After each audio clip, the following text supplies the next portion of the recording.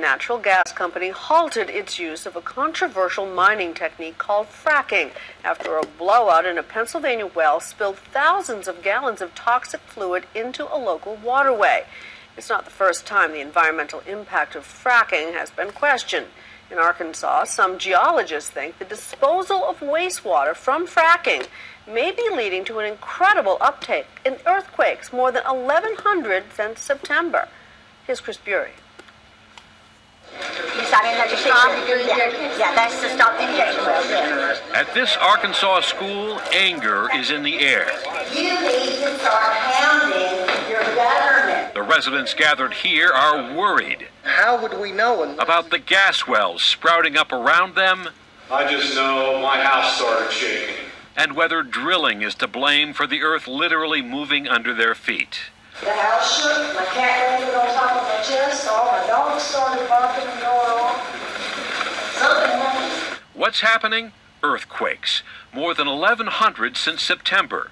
Most of them tiny, 2 or 3 on the Richter scale, but some around 4, California-sized. Teachers at this school attest to that. There's no foundation, you're just shaking and you can't go anywhere because everywhere's shaking. That scared me the most was in the middle of doing a lesson with my students and the earth shaking and realizing it was an earthquake. The shaking here is the newest development in the raging national argument about drilling for natural gas. What's happening?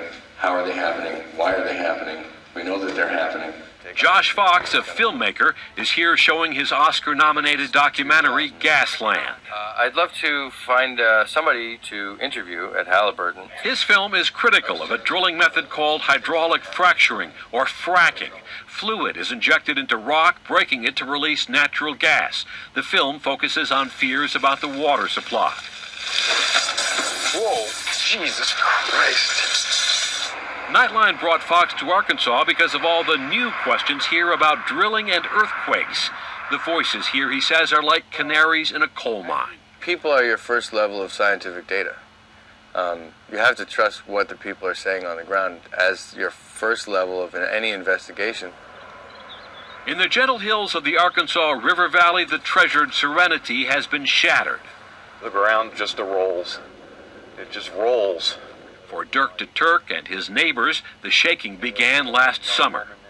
And it's like a loud thunderclap, and the house shakes at the exact same time. This that has split and cracked here in the sheetrock when the... It seems like your whole house is kind of separating. Yes, my whole house is kind of that's a good way to put it.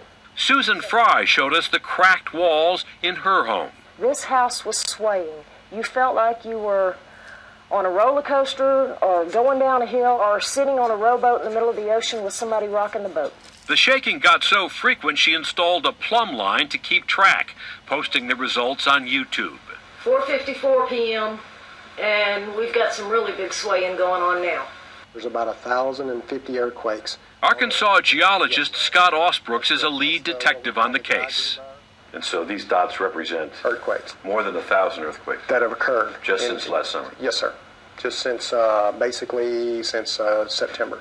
The earthquakes are rattling the countryside in what's known as the Fayetteville Shale. Just since 2005, more than 3,000 gas wells have been drilled here, bringing thousands of jobs and billions in revenue to a dirt-poor place. But at what cost? See, the drilling is continuing to produce more and more waste. Josh Fox is exploring a theory held by many residents that the tremors can be traced to how wastewater from thousands of fracking wells is handled. You see that enormous pit of wastewater there? Right. That's wastewater coming up out of the well, and this is what they're injecting back down into the ground. The wastewater, millions of gallons, is trucked to disposal sites like this.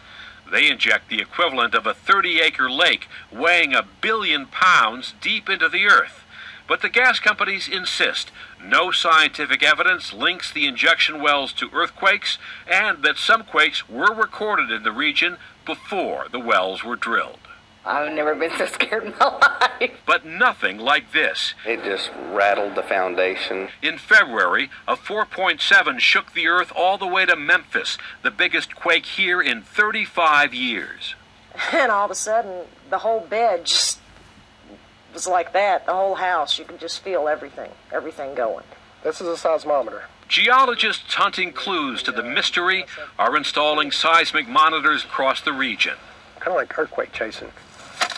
Now they're getting real-time data from state parks to backyards. The quakes are taking place along a newly discovered fault line, 7.5 miles long. If that was to rupture at all at one time, then you could generate theoretically up to a magnitude 5.7 to a 6.0.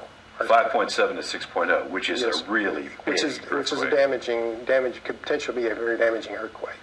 In March, only days after that 4.7 earthquake, energy companies under pressure from state regulators shut down 2 injection wells closest to the fault line, including this one, then owned by Chesapeake Energy.